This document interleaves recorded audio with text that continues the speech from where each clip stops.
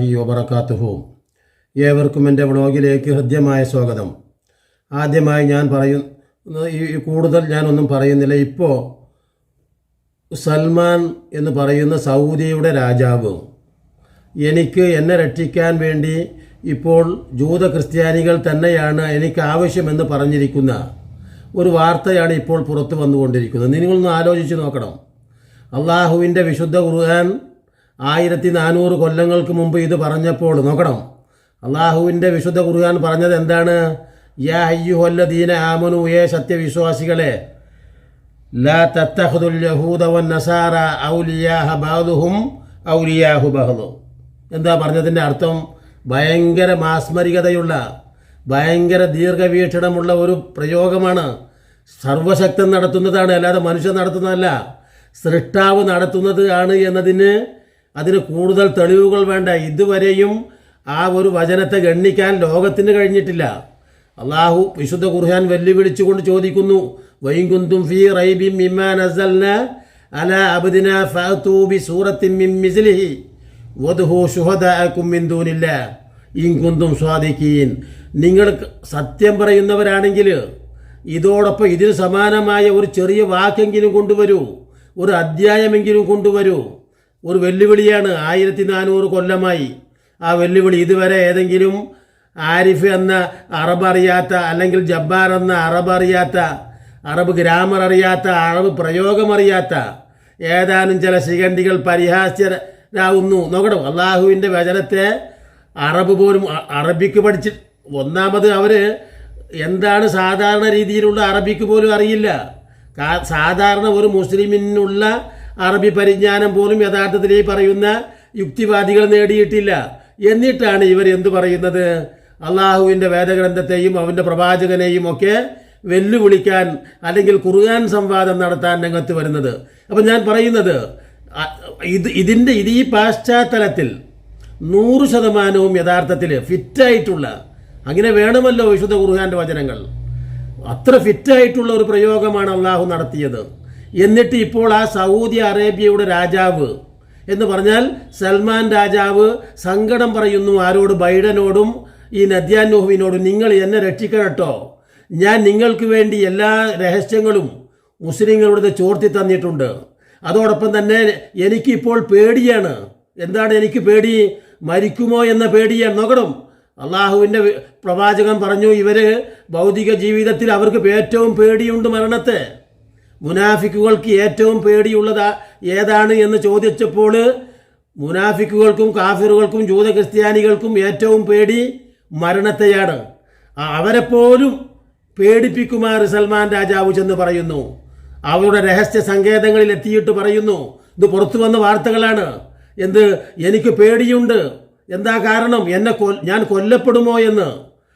അതായത് അതുകൊണ്ട് നിങ്ങൾ എന്നെ കണ്ണിൽ എണ്ണ ഒഴിച്ച് നിങ്ങൾ എന്നെ കാക്കണം. അള്ളാഹുവേ, എന്തൊരു വാക്കാണ് ഇയാളുടെ വായിൽ നിന്ന് വന്നിട്ടുള്ളത്. എന്നെ നിങ്ങൾ സംരക്ഷിക്കണം. അള്ളാഹുവിന് പകരം വിളിക്കുന്നത്, യഥാർത്ഥത്തിൽ അവർ വിളിക്കുന്നത് ഈ ജൂത ക്രിസ്തീയ നേതാക്കളെയാണ്. ബൈഡനെയും നെതന്യാഹുവിനെയുമാണ് അവർ വിളിച്ചിട്ട് ഞങ്ങളെ രക്ഷിക്കണേ, ഞങ്ങളെ രക്ഷിക്കണേ, എന്നെ രക്ഷിക്കണേ, എൻ്റെ കാവൽ നിങ്ങളാണ് എന്ന് പറയുമാറ്. നോക്കണം, നോക്കണം, അള്ളാഹു വിശുദ്ധ ഖുർആനിൽ പറയുന്നു, അള്ളാഹു വലിയുല്ലദീന ആമനു. അള്ളാഹുവാണ് സത്യവിശ്വാസികൾക്കുള്ള വലിയ രക്ഷാധികാരി, അവനെ സംരക്ഷിക്കുന്നത്.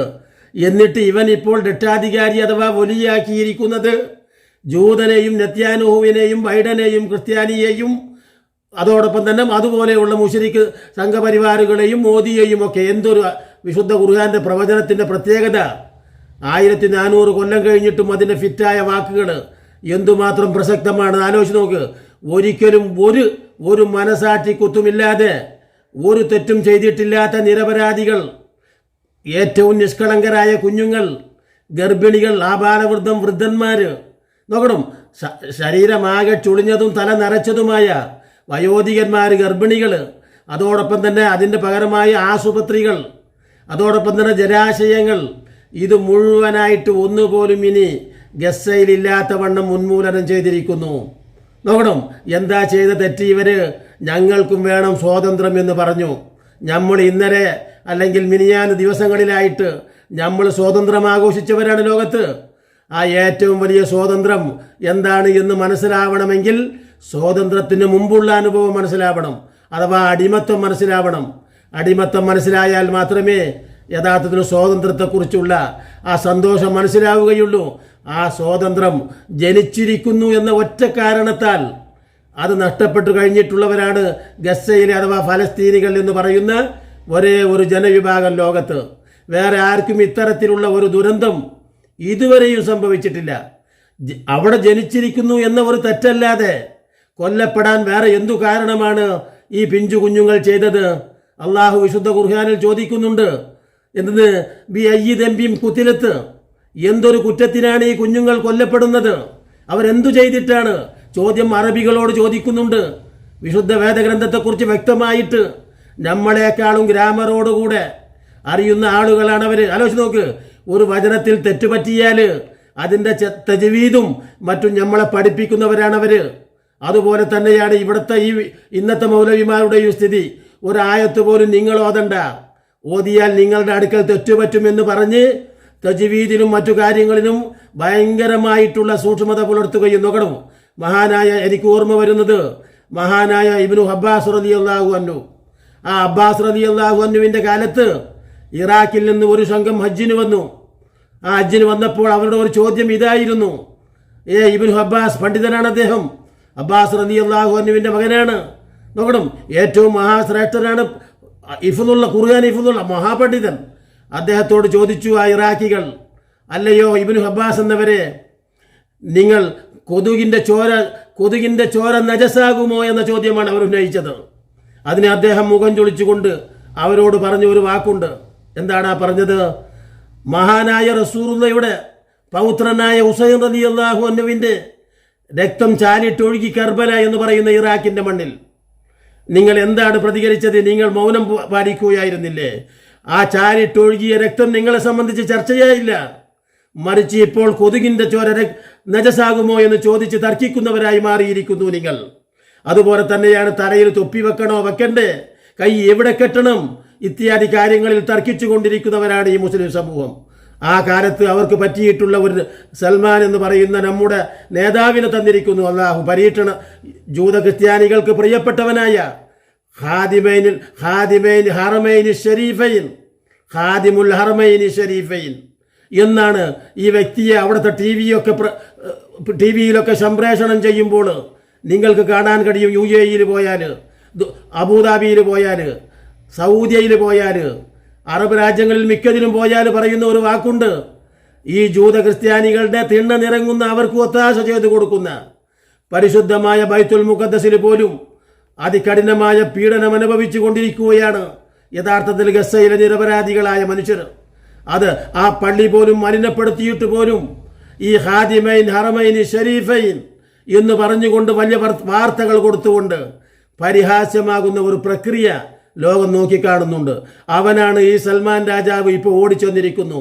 എനിക്ക് ഭയമാകുന്നു, എനിക്ക് പേടിയാകുന്നുണ്ട്. എന്താ കാരണം? ഞാൻ കൊല്ലപ്പെടുമോ? ആരാൽ? ഇറാനിലെ ഭീകരന്മാർ, ഇസ്ലാമിലെ ഭീകരന്മാർ അഥവാ ഹിസ്ബുള്ളാഹ് ഹമാസിനാൽ. അതെന്നെ അവൻ്റെ ധ്വനി അൻവർ സാദാത്തുമായിട്ട് ഉണ്ടായിട്ടുള്ള ഒരു കരാറിനെ തുടർന്ന് ഇസ്രായേലിന് വിടുവായത്തം ചെയ്യാമെന്ന് ഏറ്റ ഒരു കരാറ്.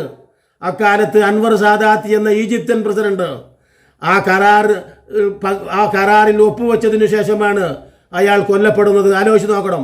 ആ ഒരു ഏറ്റുമുട്ടലിൻ്റെ ഭീതിയിൽ ഞാനിതാ എൻ്റെ ഹൃദയവും എൻ്റെ രഹസ്യവും എല്ലാം നിങ്ങൾക്ക് തന്നിരിക്കുന്നു, നിങ്ങളാണ് എൻ്റെ ചങ്ങാതി അഥവാ സദീഖ്, നിങ്ങളാണ് എന്ന് പറഞ്ഞുകൊണ്ട് ഈ സൽമാൻ രാജാവിൻ്റെതായ ഓഡിയോയും വീഡിയോയും പുറത്തു വന്നിരിക്കുന്നു. നഊദു ബില്ലാഹ്, എന്തൊരു സങ്കടകരമാണ്. ആലോചിച്ച് നോക്കണം. അവൻ പറയുന്നത് എന്താണ്? സ്വാഭാവികമായിട്ട് എനിക്ക് പേടിയാകുന്നു. എന്ത്? ഞാൻ ചെയ്യുന്ന പ്രവൃത്തി കൊണ്ടുള്ള പേടി. അതാണ്. ഞാൻ ഈ ഇസ്രായേലിന് അനുകൂലമായിട്ട് ഈ മുസ്ലിം സമുദായത്തെ അഥവാ ഈ നിരപരാധികളെ ഒറ്റിക്കൊടുത്തുകൊണ്ടിരിക്കുന്നു. ഇതിന് എനിക്ക് കൂലി കിട്ടുമെന്ന്.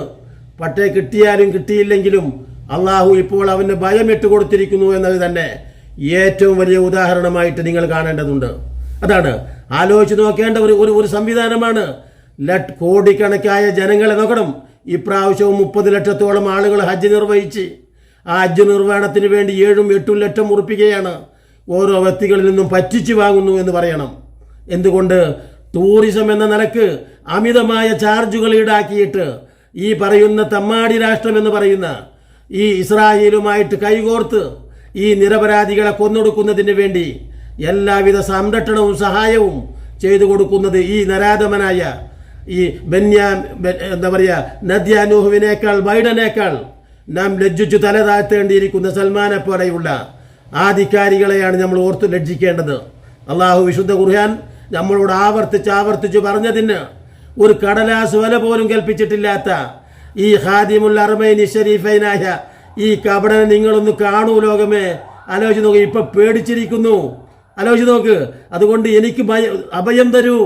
ഏതു സമയത്തും വേണമെങ്കിൽ ലണ്ടനിലേക്കും അമേരിക്കയിലേക്കും ഇസ്രായേലിലേക്ക് തന്നെയും വേണമെങ്കിൽ പ്രാണരക്ഷാർത്ഥം ഓടിപ്പോവാൻ ഏതു സമയത്താണ് ഓടിപ്പോവുക എന്ന് പറയാതിരിക്കത്തക്കവണ്ണം അവൻ ബേജാറിലായിരിക്കുന്നു എന്നാണ് ഇപ്പോൾ വന്നുകൊണ്ടിരിക്കുന്ന വാർത്ത. ആലോചിച്ച് നോക്ക്. ഇത് സംഭവിക്കുക തന്നെ ചെയ്യും. യഥാർത്ഥത്തിൽ അങ്ങനെയാണ് കാര്യങ്ങളുടെ പോക്ക്. കാരണം ഇനി ഇവൻ അമേരിക്കയിൽ പോയാൽ ലണ്ടനിൽ പോയാൽ ഇവനക്ക് കാലാകാലം ജീവിക്കാമെന്നും സുഖിച്ചു കൊള്ളാമെന്നും ആരാണ് പറയുന്നത്? ഒരിക്കലും കഴിയില്ല. ആലോചിച്ച് നോക്ക്. ഇനിയും പുതിയ അപ്ഡേറ്റ് വരുന്നതിനനുസരിച്ച് നിങ്ങളുമായി വാർത്ത പങ്കിടുന്നതാണെന്ന് പറഞ്ഞുകൊണ്ട് ഞാൻ എൻ്റെ വാക്കുകൾ